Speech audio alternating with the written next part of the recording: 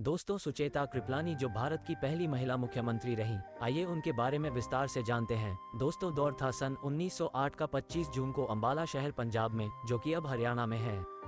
एक बंगाली ब्राह्मण परिवार पिता सुरेंद्र नाथ मजूमदार जो सरकारी डॉक्टर थे, उनके यहाँ सुचेता जी का जन्म हुआ। अक्सर पिताजी का तबादला होने के कारण सुचेता की स्कूली पढ़ाई किसी एक स्कूल में पूरी नहीं हो पाए।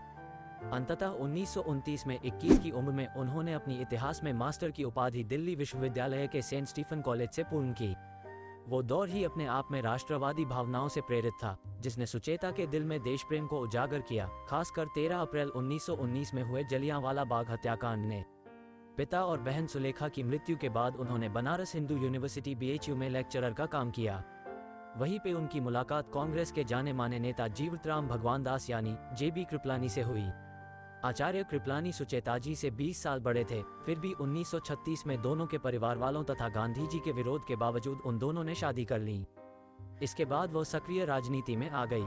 वर्ष 1938 में स्वतंत्रता संग्राम में अग्रणीय कार्य किया। 1940 को अखिल भारतीय महिला कांग्रेस की स्थापना की। 1942 के भारत छोड़ो आंदोलन में गुप्त रूप से दीर्घ काल तक कार्य किया। 1946 में बंगाल के दंगों में पीड़ितों की सहायता तथा बचाव का काम भी संभाला। उसी साल वो संविधान सभा की सदस्य भी चुनी गई। आजादी के बाद 1948 में पहली बार उत्तर प्रदेश विधानसभा सदस्य बनी। जवाहरलाल नेहरू से कुछ कारणों में मतभेद होने के वजह से आचार्य कृपलानी ने 1951 में किसान मजदूर प्रजा पार्टी स्थापन की और 1952 में प्रजा सोशलिस्ट पार्टी में विलय कर दी। इस पार्टी में सुचेता जी ने 1951 से 1956 तक कार्य किया।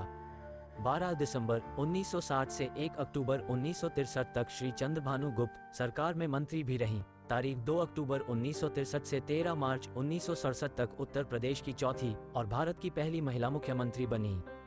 इसके बाद साल 1967 में उत्तर प्रदेश के गोंडा जिले से लोकसभा का चुनाव जीता। दोस्तों, वो निसंतान थी। आखिर में 1971 को उन्होंने अपनी राजनीतिक जिंदगी से संन्यास लेकर अपनी आत्मकथा एन अनफिनिश्ड ऑटोबायोग्राफी लिखनी शुरू की।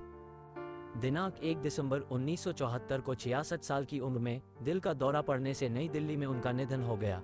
गांधी जी ने उनकी प्रशंसा में कहा कि वह एक दुर्लभ साहस और चरित्र की व्यक्ति हैं, जिसने भारतीय नारीत्व को श्रेय दिया। दोस्तों, जानकारी अच्छी लगी तो इसे लाइक, शेयर और चैनल को सब्सक्राइब जरूर करें।